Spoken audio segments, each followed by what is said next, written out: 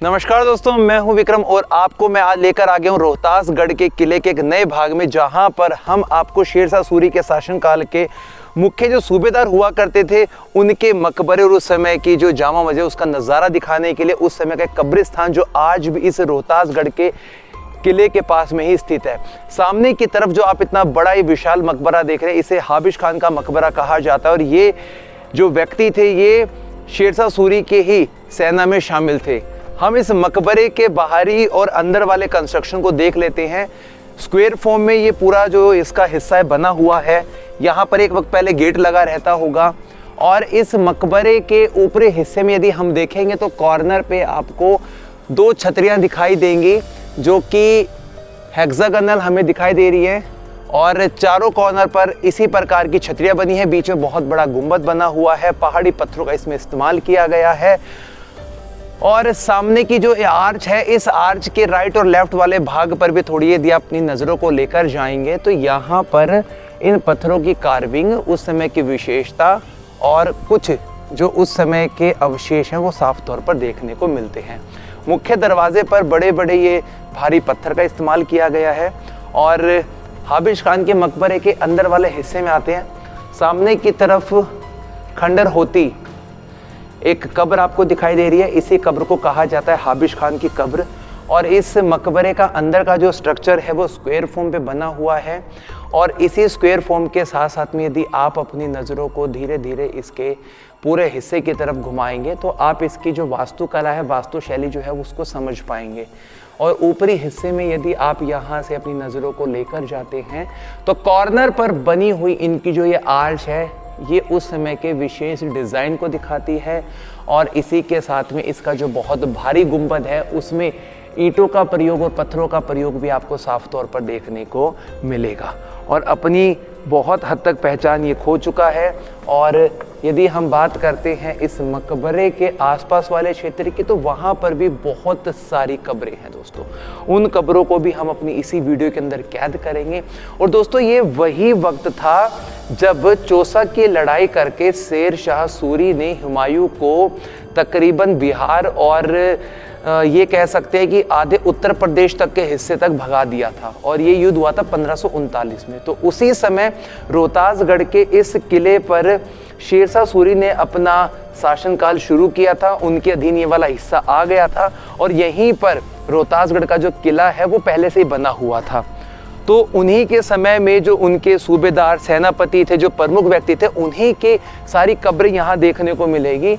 इस पूरे मकबरे के कॉर्नर पर इस प्रकार की गुमटी भी आपको देखने को आसानी से मिल जाएगी, जिसकी जो शेप है वो एक छतरी जैसी हमें दिखाई मालूम पड़ती है। और इसी प्रकार की जो छतरियाँ हैं वो चारों कॉर्नर पे भी आपको देखने को मिलेगी।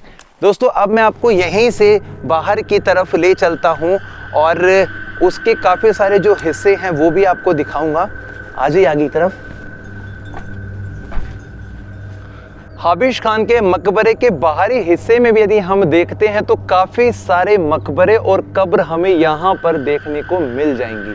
तो इससे ये पता लग जाता है कि शेरशाह सूरी के समय में जिन भी लोगों के हाथों में रोहतासगढ़ का किला दिया गया था तो उनके प्रमुख लोगों को यहीं पे दफन किया गया है।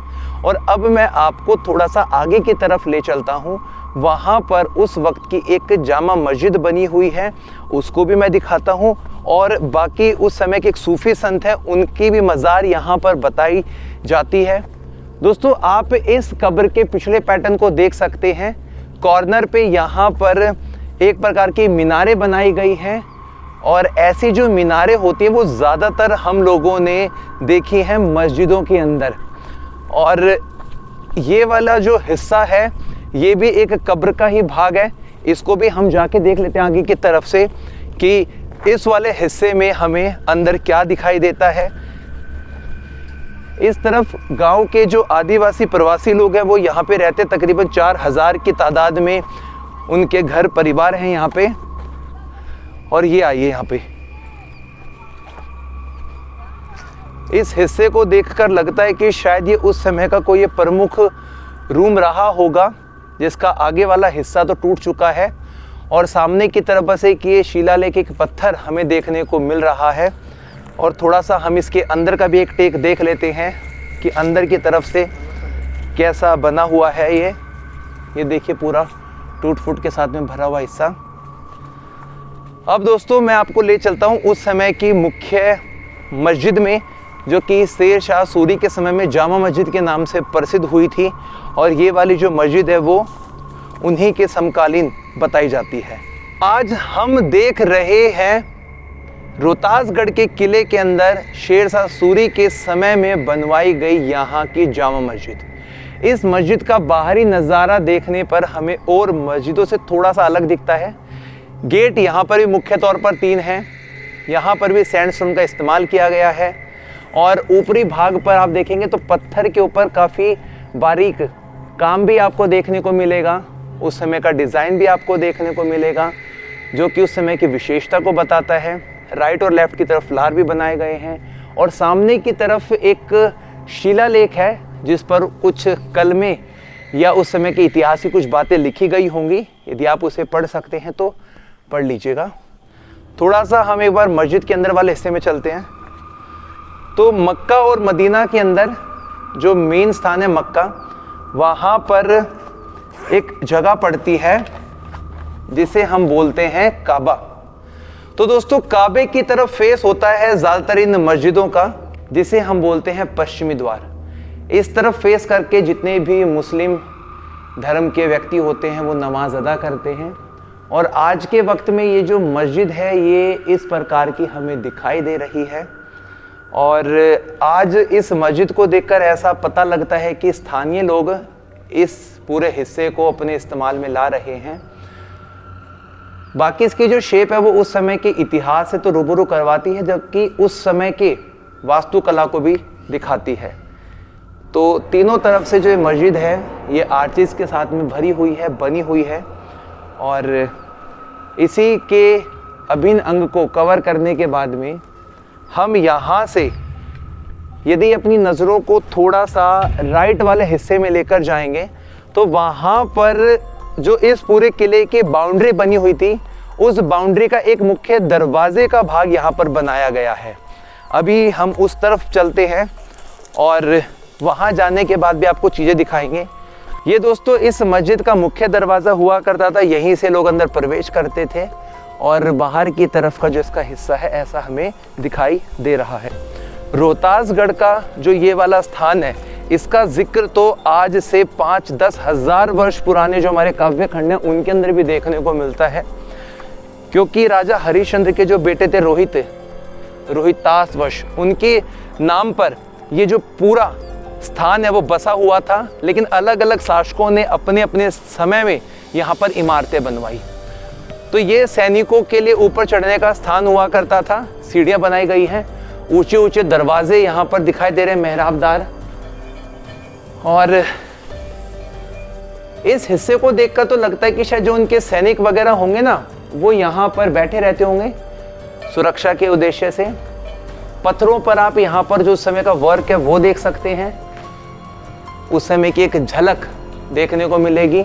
और इस तरफ देखिए, मैं आपको एक चीज़ दिखाता हूँ कि पत्थर के ऊपर एक ना हाथी को और एक सवार व्यक्ति को दिखाने की कोशिश की गई है। यहाँ पे वो हाथी को चलाने वाला व्यक्ति बैठा है। इससे ये पता लगता है कि जब कोई भी विशेष राजा वगैरह आते होंगे तो शायद ये हाथी द्वार रहा होगा मेरे ख्याल से। और इस वाले रास्ते से जितने भी राजा वगैरह थे वो हाथियों पर सवार होकर यहाँ से आगे की तरफ जाते होंगे, जिसकी एक झलक हम इस पत्थर को देखकर समझ सकते हैं। और यहाँ पर देख सकते हैं आप ऊपरी हिस्से में जो दरवाजे के निशान है वो भी देखने को आपको मिलेंगे कि एक वक्त पहले दरवाजे भी यहाँ लगे रहते होंगे और दरवाजे को बंद करने के बाद में उनके पीछे कितना बड़ा ब्लॉक लगाते होंगे वो आप यहाँ से पता लगा सकते हैं। ये सिंगल स्टोन आपको दिखाई दे रहा है, स्टोन ये जो पूरा पत्थर लगा हुआ है। और यदि आप इसके ऑपोजिट तरफ में अपनी नज़रें लेकर जाएंगे दोस्तों, तो इसके इस वाले हिस्से में हमें इस पत्थर के इस वाले भाग पे कुछ कुरेदा हुआ दिखाई दे रहा है। पता नहीं किस वक्त का है, या ये भी नहीं पता कि क्या विशेषता दिखाना चाह रहा है, पर यहाँ पर इसके सबूत निशान आज भी देखने को मिल रहे हैं। और ये जितनी भी आउटर वॉल्स बनी हुई हैं, तो इस आउटर वॉल से हमें ये पता लगता है कि ये जो पूरा स्थान है ये इस किले का मुख्य भाग रहा होगा और इसी वॉल के साथ साथ वाले हिस्से में इधर कब्रिस्तान वाला हिस्सा बना हुआ है।